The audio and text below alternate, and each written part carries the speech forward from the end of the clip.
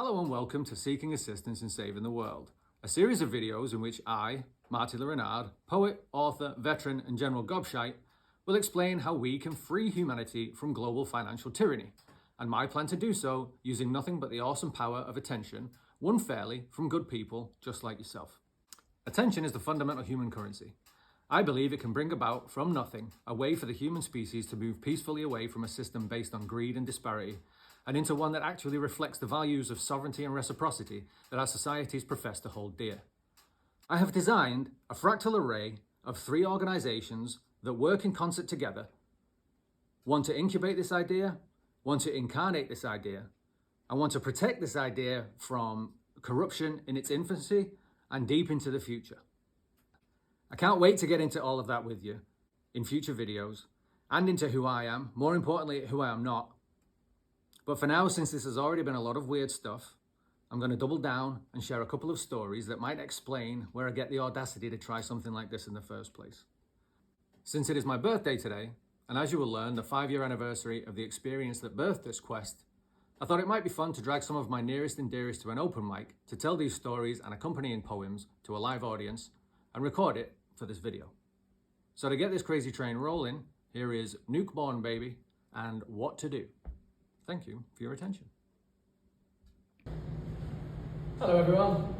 Hello. You might have heard that it's my birthday today. Happy birthday, man. Thank you very much. And when I blew my candles out earlier, I wished for a captive audience. And here you are! How wonderful. Captive audience, for what I believe is a Northern California tradition on your birthday, is to tell your birth story. Look at the horror, look at the terror just ripple through the room. This is my birth story in 2 parts. It's my birth story and then a rebirth story, which happened some years later. And there's a poem to go with each part. My birth story is different than the ones you might have heard because there's more nuclear weapons involved in mine than are involved in most. Because you see, on the 5th of December 1981 when I was born, you can do the math. Wait, no, I told you earlier, I'm 41. The French set off a nuclear weapon, a nuclear test, in a place called Mariro Atoll in French Polynesia, which just happens to be the exact antipode to Manchester, where I was busy being born at the same time. They set this explosion off at 1659 Universal Time Code, which is a fancy way of saying British time, because we're colonialists, you probably heard that too. 20 minutes later is my time of birth, and I worked it out. It takes seismic waves at roughly an average of 7 miles per second, 20 minutes to travel the diameter of the Earth. So, I was already undergoing what's known as a forceps delivery because I was having some, I was stuck in the door, as it were.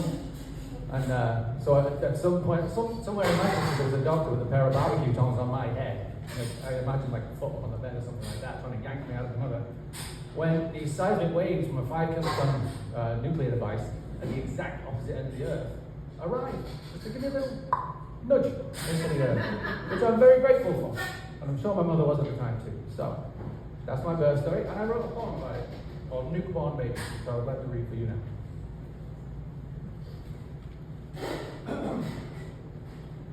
At the antipode hour of your faithful poet's birth, the French set off a nuclear bomb and blew him out the Earth.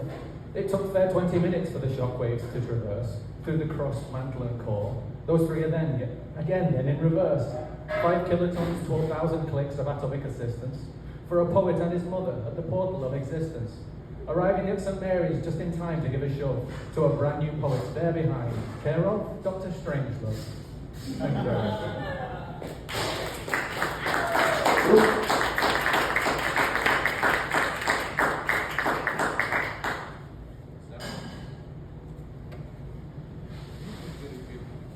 I'll be honest, that was basically a preamble just so I could tell this story. It's quite very cool. So the second poem is called What to Do. It tells a tale from 5 years ago today, when on my 36th birthday, I had an experience that changed my life forever. To celebrate my 36th, my fiancée Claire, who's over there, filming me right now for reasons only she understands. We decided to take acid on my 36th birthday and had a breakthrough trip. Basically, this is a trip we call the nap. taken acid many times before. This was no different. Dropped a couple of hits. No particularly heroic dose for me or anything like that. But it was different this time. We got a phone call 20 minutes after dropping to let us know that a close family member had been arrested and was in jail. I said, it's my friend who called me to let me know, I said, dude, it's my birthday. You really need me right now. I've just dropped acid. And he was like, oh no, you don't worry about it. Okay. So we carried on with our day. We had a great time. It was normal, like laughing, giggling, all that kind of stuff. At some point, something changed. When ping in my mind, I had a vision of a chrome orb. That's all I remember, like a huge ball bearing. But from that moment, I understood everything. I saw the fabric of reality. I saw how everything fitted into it, how everything flowed together. I saw how we could escape the tyranny of financial globalism that's going on right now. Like all this greed-based economics and all the rest of it. I saw how it could all be done away with. And then I forgot it. Because that's what happens when you're on acid. You see, like, that, you have all this vision and it goes away. Like sand through your hands and all that kind of stuff. But what also happened? At that moment, just as I realized I was forgetting this whole thing, I remembered a future event. I remembered that this person that I just learned was in jail was going to call us in an hour. I had no reason to think that, right? It was 11 o'clock at night by now. So I had no reason to think this was going to happen. But I knew it. So I'm counting down and sure enough, 1 hour later, phone rings, it's this person. I'm convinced, they're kind of a tricky guy. I'm convinced that they're going to know what's happening to me, tell me, and then I get to keep all the information. I answered the phone and said, hello, sir. I said, oh, no, Marty, they let me go. I was walking down the street trying to get a ride. And I was it. It was over. I was back. It was all forgotten. But because that happened, it was like a little flag of the experience that wouldn't let me let it go. So I'm trying to turn it over. So for the past 5 years, I've been teasing out what that experience was, what it meant, and how to do the things he showed me at the time. And I figured it out. I have designed a fractal array of 3 organizations, which, when I built them, will deliver this thing that I'm talking about. I'm competing with that guy in the kitchen over there. All right. And I wrote a poem about it, as poets tend to do when they have experiences like that. And this is that poem. It's called What to Do, because it certainly showed me what to do for the rest of my life. All right. If time means anything at all, then not that long ago, I bought a tiny stamp and sent myself to I don't know. Of knowing there was plenty. It's the eye that wasn't found. As the view from my perspective came uncovered from the ground. My eyes became redundant. My ears not here nor there. My mouth was babbling nonsense to a distant baffled bear. Absent all these instruments, all I can say for sure, my consciousness didn't miss them and could witness all the more. With every endless feeling, image made of that light and sound. In disintegrated chaos, I was lost and all was found. From disillusion's vantage point, what came clear into view? The underlying grammar of the tale of me and you. The language of the fractal that brought forth all that there is. Potential birth reality with logic's gentle kiss. Coming down forgetful, I landed with a squeal, but held onto an artifact to prove that it was real. Caught a final fleeting glimpse of happenstance to come.